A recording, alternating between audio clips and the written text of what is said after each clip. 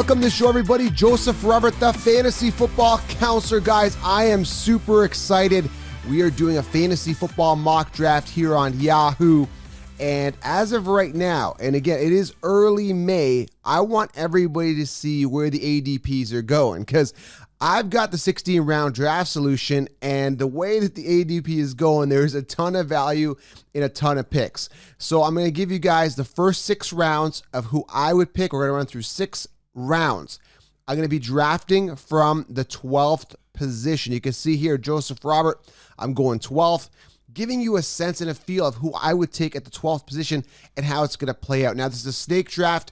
I believe it's 1 point PPR, and we are going the 12th pick here in this mock draft. So I'm excited. So now the way that Yahoo has it is that they are the mainstream essentially when it comes to ADP. So the way that it's going to look here is typically how it's possibly going to look if you were to draft, if it was in reality. So we see here Saquon, and if you're listening in the car, I'm going to run it in regards to, like, if you're listening on audio, I'm going to make it as clear as possible. Okay, so running the first round, we're going 12th here.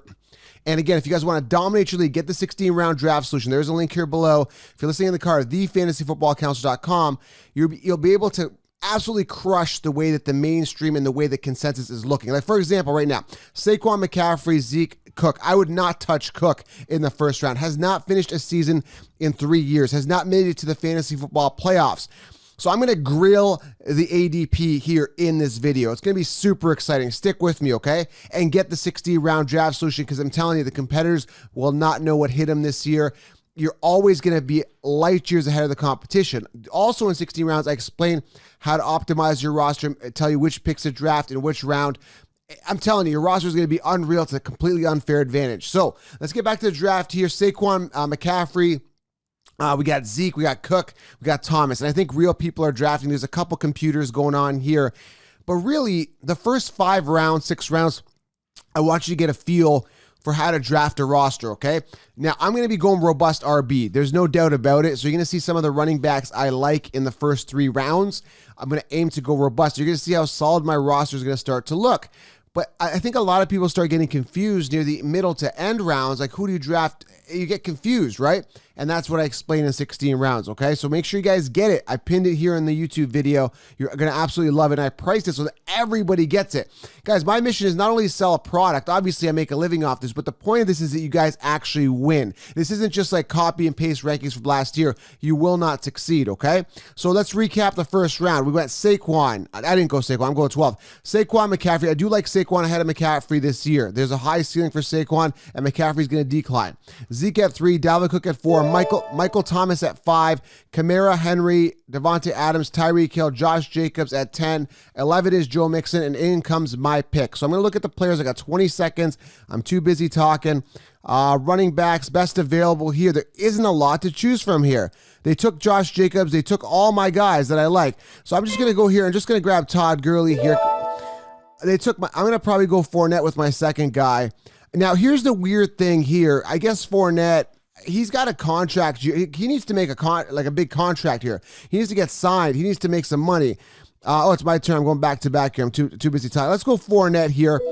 Fournette and Gurley. Now, I understand the doubts in regards to this, but trust me, I would have went Jacobs or Henry if they had fallen that late. Then I would have backed them up with Gurley or Fournette.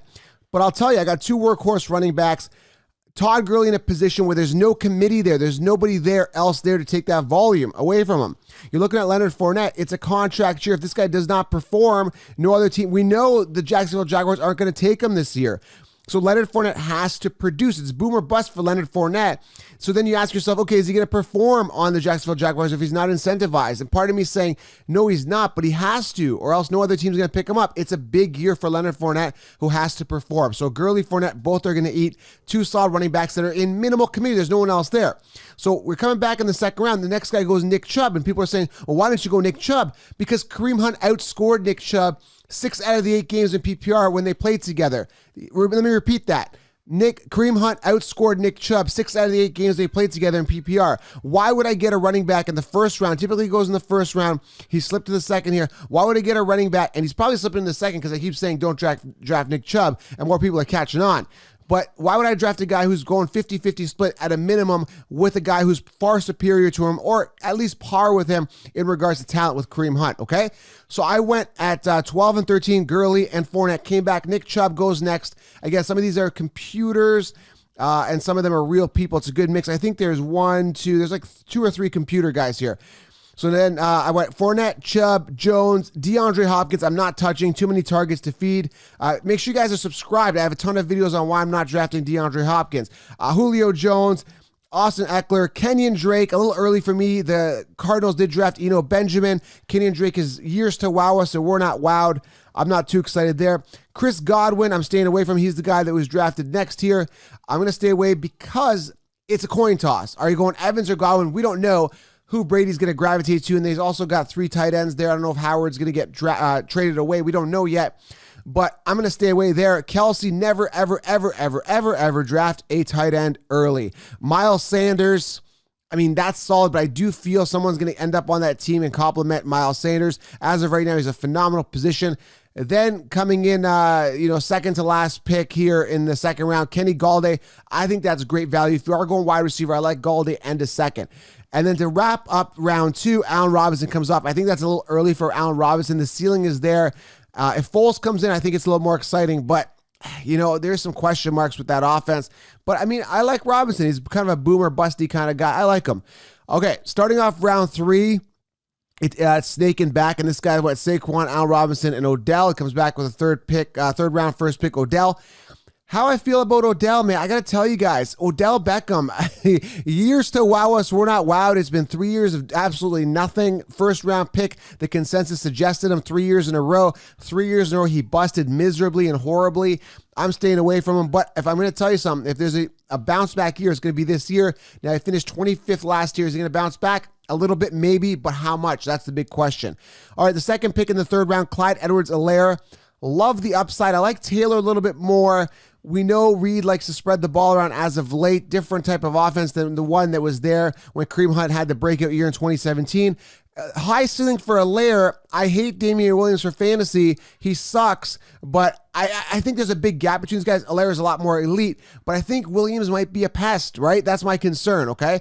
Coming in at number 3 here, George Kittle in the third round, then Evans, then Melvin Gordon. Melvin Gordon in the third round, I don't know if I like that because they've got Lindsey, and Lindsey's going to be a pest. He's going to be a thorn in the side of Melvin Gordon. Unless they decide to make Melvin Gordon a full 3-down workhorse running back, which I doubt, I'm not paying it. Lamar Jackson here slips to the third round. Still not paying that high for a quarterback. Guys, listen, a ton of depth at quarterback this season. All right, Juju we got coming in next. I love Deontay Johnson and Chase Claypool. I can get them later. Maybe stack those guys. One of those guys can emerge as a wide receiver 2 or a wide receiver 1. Yes, you heard it here first.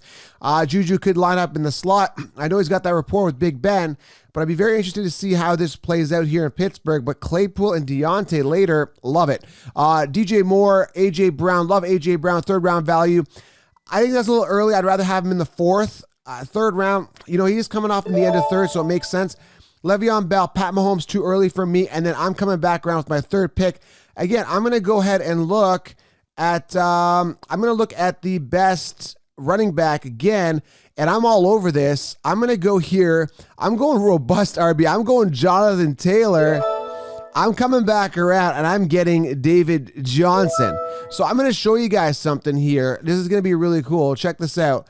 Take a look at my running backs. Todd Gurley, Fournette, Jonathan Taylor, and David Johnson. I am locked and loaded at running back. And I talk about this in the 60-round draft solution, how important this is. I mean, you gotta watch this. You gotta listen. Every one of those running backs is set. Aside from Jonathan Taylor, who still has to earn the job from Marlon Mack, every one of those running backs is set to be a workhorse running back. And the Texans, I don't care what you say about David Johnson, he is the only running back there. There's no committee. Duke Johnson is not a concern for me. Johnson will get at least 300 carries next year. I'd say 270 as a floor. Now, if they use him more in the passing game, I could go down, right? If they use him more of a receiver, I could go down. But that's okay for PPR. I'll take it, right? I mean, we look at Carlos Hyde last year, 242 attempts, and he sucked. And he had over 1,000 yards and 6 rushing touchdowns. David Johnson, 10 times better than Carlos Hyde.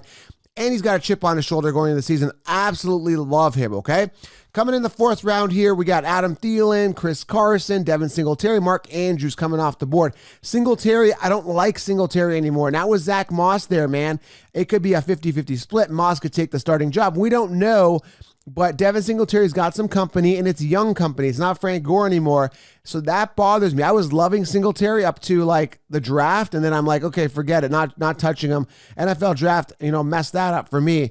So Moss is there. Be cautious. Mark Andrews, way too early for a tight end, although I do like Mark Andrews, but not 4th round like. And again, you guys are saying, Joe, you got 4 running backs. What about a wide receiver? There is a ton of wide receivers. Relax. Let me show you guys right now, okay? Going to go here to players. Going to go here to wide receivers. Look at this. Ridley, Hilton, Metcalf, Shark. Let me show you. Wide receiver 1, Hilton. DK Metcalf could be a wide receiver 1. Shark, wide receiver 1. Diggs, wide receiver 1. Terry McLaurin, wide receiver 1. Jarvis Landry, wide receiver 1. Deebo Samuel, wide receiver 1. Do you want me to keep going? I'll keep going. Marquise Brown, wide receiver 1. Edelman, wide receiver 1. Sterling Shepard or Slayton, wide receiver 1. Brandon Cooks, wide receiver 1. Justin Jefferson, potentially wide receiver 2, but wide receiver 1 potential. Judy, Deontay Johnson, Robbie Anderson, wide receiver 1. Jalen Reagor could take the job. Wide receiver 1. Like, are you guys seeing what I'm seeing? Like, I want to hammer this in. The mainstream is not telling you this stuff. There is a ton of wide receivers I can get late and fill my wide receiver slot. And I don't got to worry about running backs. Now, let me show you something cool, guys. Let me show you guys something really cool, okay? Really cool. Check this out. Take a look at the running backs. Who's left? Okay, David Montgomery, he's the only guy there that's going to be a workhorse. The other guys are questionable. Carry on, he's splitting with Swift. Who knows? Darrell Henderson, has he earned the job from Akers? We don't know. I'd rather take Akers there, right? Montgomery, I like. Connor, we don't know. He's been injured. Swift, we don't know. Damian Williams, are you kidding me? With a layer there? Who knows? Kareem Hunt splitting. Darius Geis, really? Sony Michel, Jordan Howard, Keyshawn Vaughn. Who knows with him and Jones? Do you guys see there's no running back ones here? Really? There's Montgomery. That's it. He's like your guaranteed RB1 that's left here. So when I'm looking at this, guys, I'm going 4 running backs. I'm comfortable. I've got 4 RB1s potentially, aside from Jonathan Taylor. We got to see what happens there. I think they get rid of Mac, but that's crazy. So that's the strategy here, okay? So again, going back to the 4th round here, it went David Johnson, Thielen, Chris Carson, Devin Singletary, Mark Andrews, Amari Cooper, Cooper Kupp, Darren Waller, Mark Ingram, I don't like him, Cortland Sutton, Devontae Parker, Keenan Allen, swinging back round 5, Robert Woods, Raheem Mostert, Calvin Ridley, Tyler Lockett, Dak Prescott, and that's where Dak and Kyler are going, 5th round. T.Y. Hilton, I like his value. Zach Ertz, James Conner, David Montgomery, Kyler Murray, AJ Green, I told you, Kyler and Dak going 5th round. Then it's up to me. Now I'm going to start looking at a wide receiver, and then I'm going to wrap this mock draft up. All right, so let's take a look at wide receivers here. I'm okay with Diggs and Metcalf as my first wide receivers. There's Deebo there, so I'm going to go ahead. I'm going to go Metcalf, and I'm going to even go Shark, okay, just as an example. So these are my results, guys. You can see it here. I'm going to pull it up here for you. Counselor, where's my team?